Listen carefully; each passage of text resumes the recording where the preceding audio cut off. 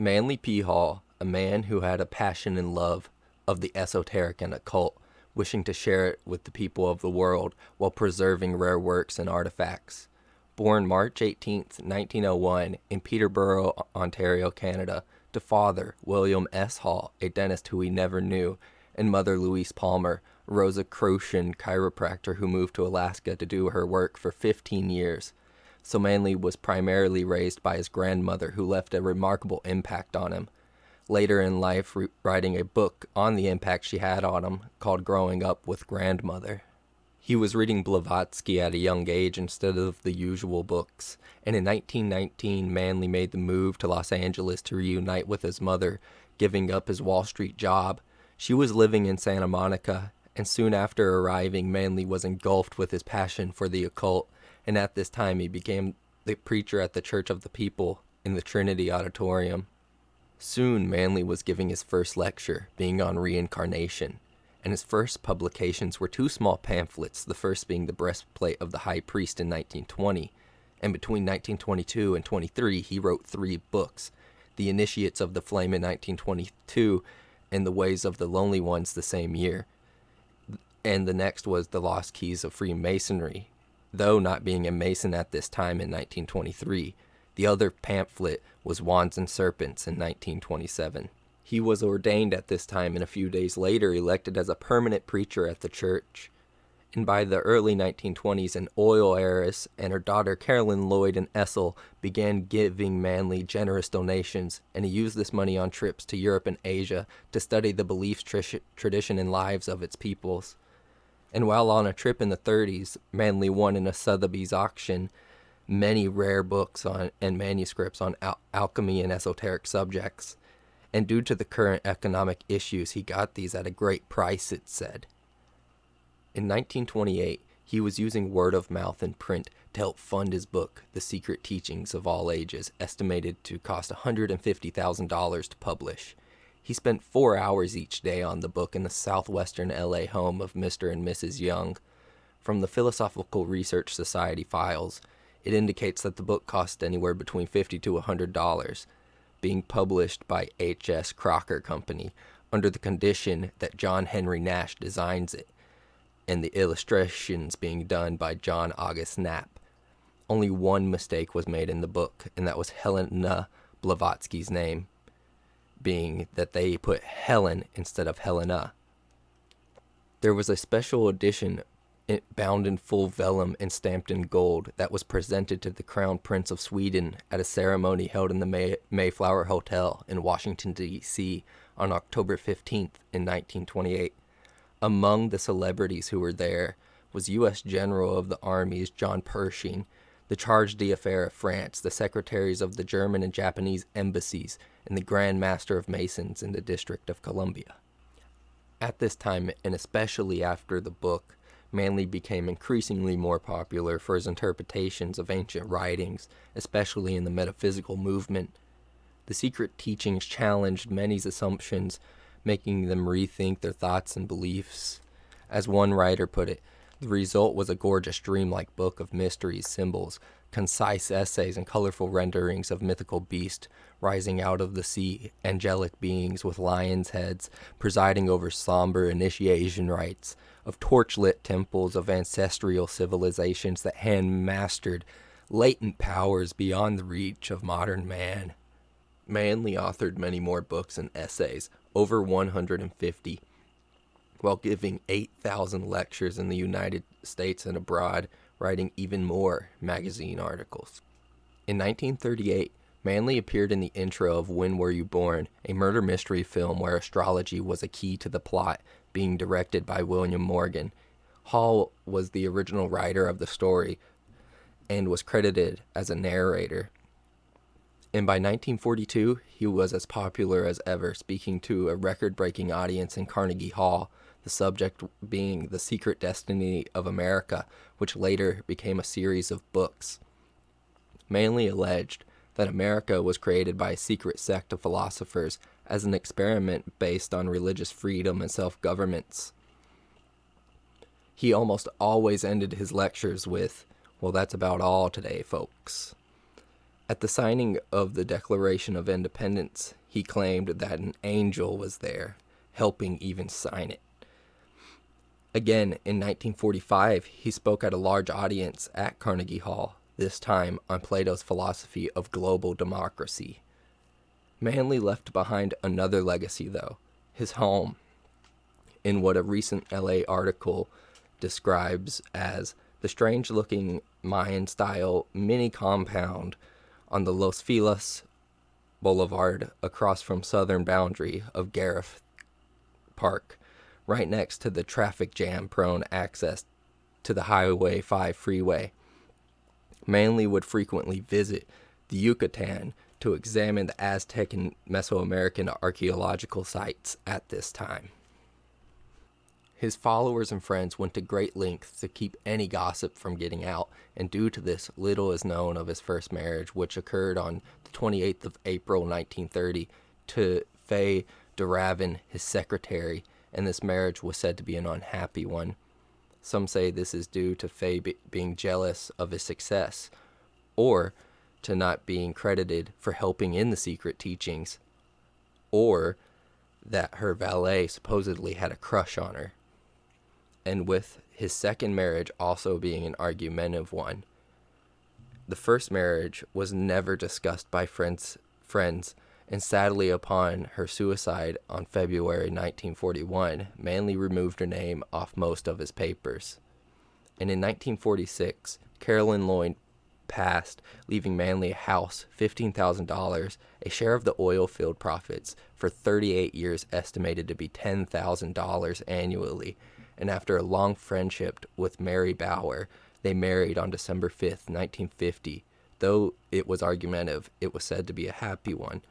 And Marie's life is worth a video on its own, but I'll briefly go over some of the major aspects of her life, one of which she dedicated most to discover the Button Vault. The vault was allegedly the buried hall of Sir Francis Bacon that would give us insight to world peace or a blueprint to a utopia. According to Manly, a record of Francis Bacon's descendants is contained in copper cylinders along with preserved, priceless historical documents that would be a vast benefit to humankind. This would occupy Mary's whole life, and Mary would borderline harass J. Edgar Hoover with many letters, manuscripts, and even dinner invites. One time Hoover even calling her a public menace. Before all of this, though, Manly in 1934 founded the Philosophical Research Society in L.A., dedicated to the study of religion, mythology, metaphysics, and the occult. The society had a library of 50,000 volumes. They also published and sold many works, mainly being Manly's own. One of the society's librarians is even quoted saying, "It's a place of experimentation, in which we are combining facts and producing new species. It is primarily fitted to be the greatest cultural center of the world, a city that is sacred in being a nucleus where the finer principles of life can come into expression." After Manly's passing, however, the society sold most of his alchemical works, greatly benefiting the Getty Research Institute. It consisted of 243 manuscripts and over 200 books, mainly from the 16th to 17th centuries, one being an early 17th century illuminated Neapolitan manuscript charting the search for the philosopher's stone, as well as 30 manuscripts from the library of a 17th century occultist and adventurer. When librarian Bennett Bruce Gilbert was tasked with cataloging the collection in the 80s, he said, "From the point of view of the historian of culture, the collection here is important. And from the point of view of the occultists, this collection is singularly valuable." It still exists at the Philosophical Research Society today, but after the Getty Research Institute's acquisition of most of the rare and valuable material, it stands now as a dimmed reflection of what had once been one of the most fantastic occult and alchemical collections assembled in recent history. Manly, in 1953, was made a patron knight of the Masonic Research Group in San Francisco, later to be initiated into the Jewel Lodge on November 22, 1954, 31 years after writing The Lost Keys of Freemasonry. The next year, in 1955, he received the 32nd degree at the San Francisco AASR, to later receive the 33rd degree in December of 1973, the highest degree in Masonry. Manly had many well-known readers and acquaintances, such as Jack Parsons, Elvis Presley, Burl Ives. His books were even in the libraries of Bin Laden and Sirhan Sirhan. He was even quoted by Reagan. As he aged, Manly continued writing in his lectures. Sadly, though, his health began to decline, some saying due to his love of junk food. And in 1987, he befriended David Fritz, a supposed con man who introduced himself as a minister, Buddhist, and health guru. In reality, he was a banker, and David, his son, and 3 others tried to drain as much wealth from Manly as possible.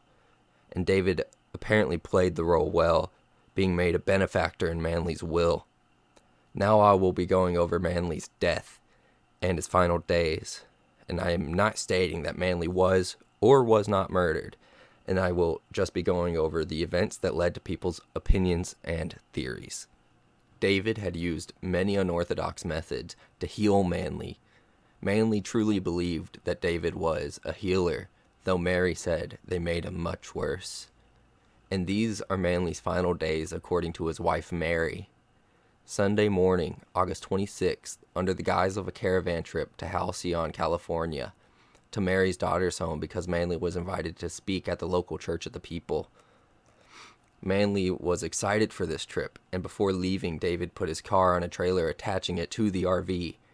But Mary expressed that she was worried that the RV would overheat due to the extra weight, as David had done the exact same trip before without the trailer attaching the car directly to it, and David's son would follow behind in a brand new Jeep. Mary believed that David wanted the RV to break down. After beginning the road trip, they broke down 89 miles south of their destination in Santa Barbara. David had the RV put in a garage, saying that it had overheated, though supposedly there are no signs of this. They all then returned to LA in the car, and upon returning, Mary and Manly got bronchial congestion, making them rethink the trip, and they wished to go to see their family physician, but Fritz was opposed to this, stating that the fresh air would do them better, and Mary stated that Fritz's judgment was lousy. Mary also stated that Manly was still in bed when I announced to all 3 of them that with all their strange medicines and outlandish treatments, it seemed to me that lately Manly was not getting any better.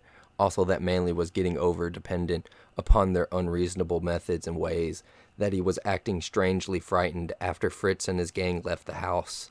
I told Fritz in front of my husband that there would have to be a showdown between him and his methods with Manly and myself. After this seemingly open argument, Manly pleaded with me, as he frequently did when Fritz was not present, so that I was forever sandwiched between Manly's frightened attitude not to rock the boat. At the time, Manly pleaded that he had been so looking forward to this vacation, and that he hoped we would get on the way. Fritz concluded that we would be unable to reach our destination that day. I still did not seriously mistrust the scoundrel, but the 3 men and a dog occupying the RV, I surely could not stay the night there. Fritz suggested that David drive me up to my daughter's house, about 75 miles north, and return to my RV. I spent the night, August 27th, 1990, at my daughter's house. And after the RV had overheated again, Mary stated this. In my estimation, it was the following day, August 28th, 1990, toward late evening, that Fritz and David, in a pre-calculated legal conspiracy with Moggins Brandt, who is the most insidious of them, that the 3 murder my husband Manly.Hall. Probably they did so by suffocation during the one and only night they could get me away from Manly and make it sound and look coincidentally natural. Unknown to us at the time, 3 days before we went to his fatal vacation trip, Brandt had prepared and presented the legal, or rather illegal, lying. Brandt was fully trusted with all finances of the Philosophical Research Society and Veritat Foundation, along with my husband's and my own private financial affairs. By forgery and misrepresentation, he had manipulated the signing of an arrangement of papers by my husband and by myself, which, on a basis of his false pretenses, I was persuaded to hastily sign. When I remarked to the questionable lawyer Brandt brought along that I thought husbands and wives did these things together. They explained that they had gotten Manly to sign his papers because the Philosophical Research Society was involved, and that I needed to sign mine, implying because the Veritat Foundation was involved. Brandt claimed a living trust was to be accomplished on the basis of this information after we returned home from our vacation, and that we would explain it to me later. This occurred 3 days before we started our fatal vacation. They were setting me up. Mary then says that Fritz and his son brought Manly's body home to L.A. in their car. She also said that longtime neighbor Arthur Applebaum saw Fritz's car arrive in our driveway on his way to work at 9 a.m. August 28th, and Mr. Applebaum remarked to his wife that Manly, who has always greeted him, did not move and looked like a zombie. Fritz and Brandt also had called Forrest and Lon for Manly's cremation without consulting Mary at all. And in the early morning hours of August 29th, Fritz contacted a carpet cleaner, and when a family friend had come to water their garden, Fritz, his son, and 3 men scrambled in surprise, fleeing the house. Mary states, on the morning of August 29th, Fritz called us in Arrow Grande between 5 and 6 a.m., announcing that Manly had died in his sleep during the night. He claimed that at 3 a.m. Manly had gotten up to the bathroom and returned back to his bed by himself, and that when Fritz touched Manly's hand at 5 a.m., they were ice cold. But according to Dr. Pollock, this is impossible, saying that it takes 10 to 12 hours for a body to cool. Manly's cremation had been delayed because of Labor Day, giving Mary the chance to order an autopsy. Actually 2, because she did not trust the first one. The body had ants on it, a sign that it had been outdoors. It also had signs of strangulation. And in Manly's room, personal possessions, his stamp album worth $270,000, and his Tibetan tankas were stolen. And soon, a trial began, the pre-trial taking 30 months, with 325 motions, decrees, and depositions being made. The coroner said that heart disease was to blame for his death, though, and in August of 1993, Fritz's version of the will was invalidated by the judge.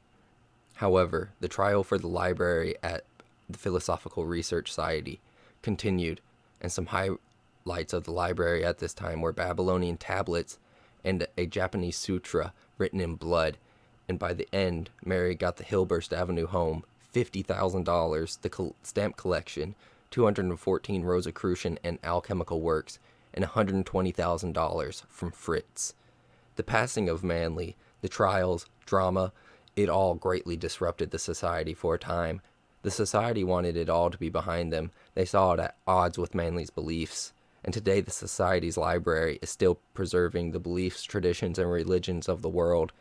They also continue their lectures and courses on the esoteric, occult, and metaphysics. And this has been the life and story of Manly.p.Hall. Thank you for watching today's video, and don't forget to like, subscribe, and comment. Let me know what topic you would like me to do next, and it may be my next video.